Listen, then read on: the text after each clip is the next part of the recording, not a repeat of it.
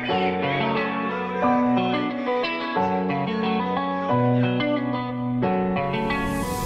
कोई शक नहीं करी चेक नहीं बीबा जट दिया चले सरदारी लगे चेक नहीं बड़े चेक नहीं उत्ते आले नाल लाई बैठा यारी जे कोई शक नहीं करी चेक नहीं बीबा जट दिया चले सरदारी लगे चेक नहीं बड़े चेक नहीं उत्ते आले नाल लाई बैठा यारी रखी अख नहीं वैरी कख नहीं गेम घूमदी आ बैठे फोन चक नहीं पिछे जग नहीं लाई लग नहीं लगे कईयां दे आ उत्ते तक अग नहीं हाँ कौड़ा लगदा सवा उच्छी जरा जाके नाम चले थां थां जट तां पहली मल्ली बैठा था अगे कड्डे भलेखे कई वारी जे कोई शक नहीं करी चेक नहीं बीबा जट दिया चले सरदारी लगे चेक नहीं वड्डे चेक नहीं उत्ते आले नाल लाई बैठा जे कोई शक नहीं करी चेक नहीं बीबा जट दिया चले सरदारी लगे चेक नहीं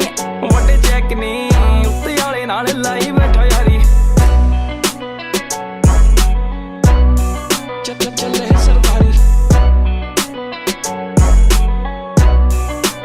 लाई बैठा जुस्सा मारदा है ठाठा गबड़ू जवान दा तूती बोलदी है जग ते जमाना जानदा सटर रुतबा ही देख वैरी सीना सारदा बाबा बिना ही तलावा जांदा गुड्डी चाड़दा जुस्सा मारदा है ठाठा गबड़ू जवान दा तूती बोलदी है जग ते जमाना जानदा साडा रुतबा ही देख वैरी सीना सारदा बाबा बिना ही तलावा जांदा गुड्डी चाड़दा तू ना जानदी कारोबार नहीं जाली नंबर प्लेट लगी कार दी सारे यार नहीं बैठे बाहर नहीं कड्डे जान नहीं जो लगा डब नाल नहीं हाँ फेसी उत्ते अग लो अच्छी ना टिकाने सारे रहंदे आ नहीं लो तो हेलो बाबा लोग, क्या हाल समाचार यार। I hope you all are doing well. So in this video we will be talking about what are the things required to become a full time trader.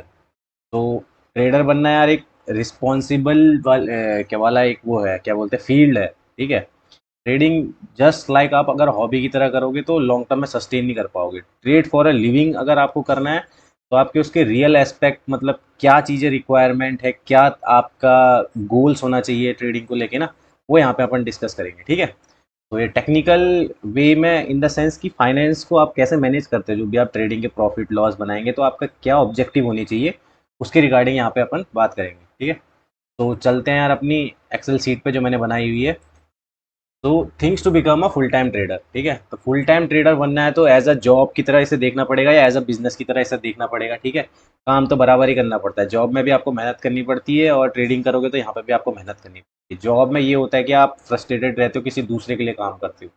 यहाँ पे ऐसा क्या होता है कि फ्रस्ट्रेशन तो होती है लेकिन एक सेटिस्फैक्ट्री फ्रस्ट्रेशन रहती है बंदे को, अगर आपको इंटरेस्ट है ट्रेडिंग में, है ना। और यहाँ पे एक्सपोनेंशियल ग्रोथ है और जो भी 9 to 5 है उसमें इतना एक्सपोनेंशियल ग्रोथ नहीं है, ठीक है स्लो एंड स्टडी। लेकिन यहाँ पे आप अगर 1-2 साल काम कर लोगे तो आप सीधे जो नेक्स्ट के जो 3-4-5 ईयर है उसमें आप पूरे 10 साल 12 साल का आप कवर कर लोगे जो आगे की जर्नी है, ठीक है।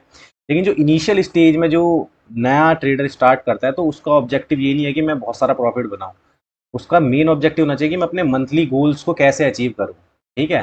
तो मंथली गोल में भी इसेंशियल चीज़ें जो रहती है, जो बेसिक नीड रहती है, ह्यूमन की बेसिक नीड्स क्या रहती हैं जो आपको मंथली में चाहिए, ठीक है, जिसके बिना आप इस वर्ल्ड में, जो कि इतना फास्ट ग्रोइंग वर्ल्ड चल रहा है अभी, जो भी इन्फ्लेशन रेट हो रहे हैं, जो भी प्राइजेस बढ़ रहे हैं गुड्स वगैरह के, तो उसको बीट करने के लिए आपको इतना ये जो सारी हैं मंथली बेसिस पे, तो यह सब आपको चाहिए, मतलब बेसिक रिक्वायरमेंट है।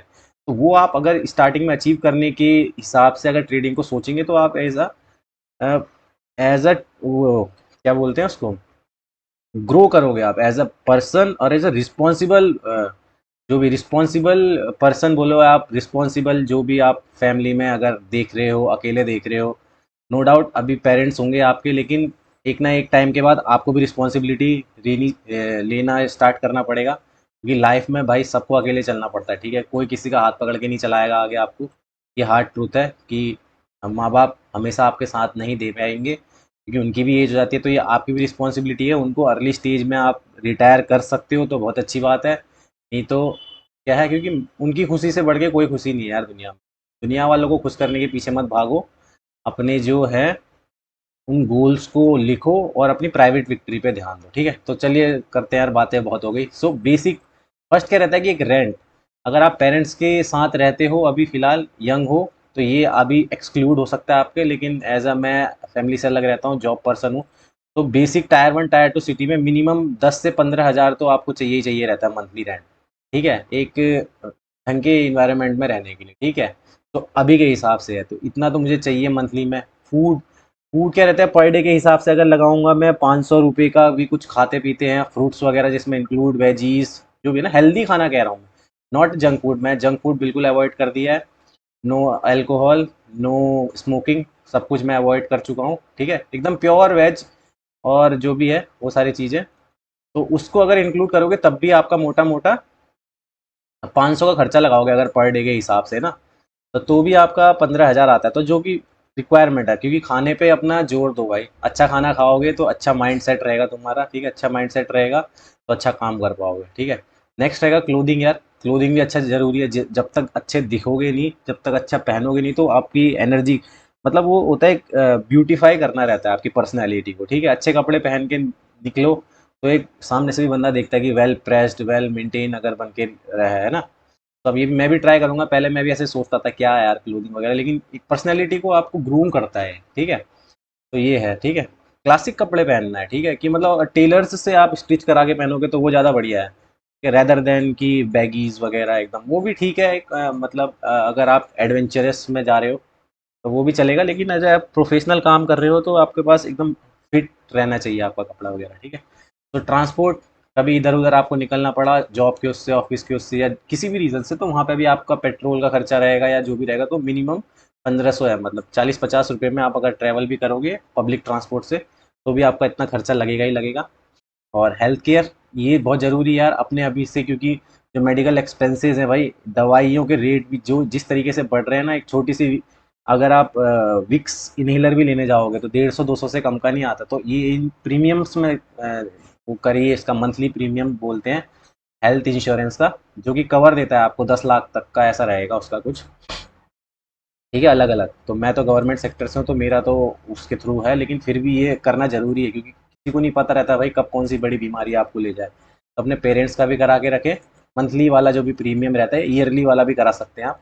तो ये ठीक रहता है, तो टू के कि कभी इमरजेंसी में कुछ हो जाए तो उसके एक्सपेंसेस ही इंश्योरेंस हमारे कवर कर लें। ये एंटरटेनमेंट हो गया यार, कभी आप मूवी देखने गए या कभी पार्टी कर ली या कभी कुछ खाने का मन किया एक्स्ट्रा, या कभी कुछ अपने लिए कुछ पर्सनल चीज़ें खरीदने का आपको इच्छा किया, तो उसके बजट से आप ये 2000 जो भी छोटी मोटी चीज़ें हैं उसको सेव करते करते रहो। जब कुछ बड़ी चीज़ चाहिए तो उस मंथ में आप यहाँ से निकाल लीजिए, ठीक है?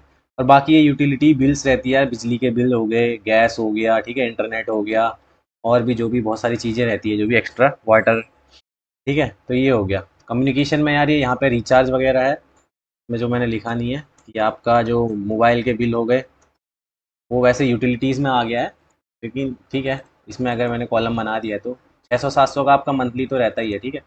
और ये है एजुकेशंस की, अगर आपको कुछ सीखना है, किसी का कोर्स देखना है या बुक, मैं तो रेदर कोर्स को प्रीफर करने से ज़्यादा तो यूट्यूब में सब फ्री है। अगर आप फिर भी अगर सीखना चाहते हो तो बुक्स पर ज़्यादा ध्यान दीजिए। मैंने बुक्स ले रखी है जो भी टेक्निकल्स की, साइकोलॉजीज़ की बुक है मेरे पास, 5-5 6-6 बुक जो पढ़ता हूँ कभी कभी फ्री टाइम पे। कंप्लीट तो नहीं कर पाया हूँ मैं सबको, लेकिन थोड़ा थोड़ा पॉइंट, मतलब आधा आधा घंटा ऐसे एक ऐप हैबिट डालोगे ना बुक्स रीडिंग करने के लिए, तो आपके माइंड का क्या होता है, डिटॉक्सिफाई करती है। जो भी आप ये इंस्टाग्राम में, जो भी सोशल मीडिया में आप इतना वो डोपामीन आपका जो जमा हो जाता है ना, बुक्स में पढ़ के क्या होता है, बंदा उसके अंदर घुस जाता है। उसके अंदर जब घुसेगा तो क्या बोलते हैं कि जो रियल वो रहती है इंटरेक्शन टूवर्ड्स जो राइटर्स के साथ, ठीक है? तो वो क्या कहना चाह रहा है, क्या कन्वे करना चाह रहा है, तो वो ज़्यादा आपको आपकी विज़डम बढ़ाती है जो भी आपका माइंड के, है ना? तो ये सारा कैलकुलेट करोगे तो 43 के है यार। अगर आप यंग हो तो ये आप घर वाले अगर आपके अभी मैनेज कर रहे हैं स्टिल, तो ये और ये आप इसको करके तब भी आपको 20,000 अप्रॉक्स मंथली अर्निंग करनी। स्टार्टिंग में सिर्फ 20,000 का गोल रखो, ठीक है? अब 20,000 का गोल रखोगे, ठीक है? तो 20,000 को कैसे करोगे मैनेज? उसको ऐसे मैनेज करो कि मेरे को 20 दिन ट्रेडिंग है तो डिवाइडेड बाय 20, ठीक है? तो आपका डेली का गोल कितना होना चाहिए? $1000, 1000 rupees, sorry, $1000, not in dollars, ठीक है यार? छोटे ट्रेडर्स के लिए बना रहा हूँ मैं ये, जो भी मतलब ये यंग स्टेज में है, $200-500 से जो ट्रेड करते हैं, है ना? ठीक है? तो 1000 रुपीज़ आपको पर डे का बनाना है, ठीक है। तो 1000 इसको बनाने के लिए अब कितना लॉट आप इस्तेमाल करोगे, तो उस तरीके से आप कैलकुलेट कीजिए कि अगर यानी कि 0.15, ठीक है, यानी कि $15 बनेगा। आप 10 या 15 पिप कैप्चर करने की कोशिश कीजिए, ठीक है।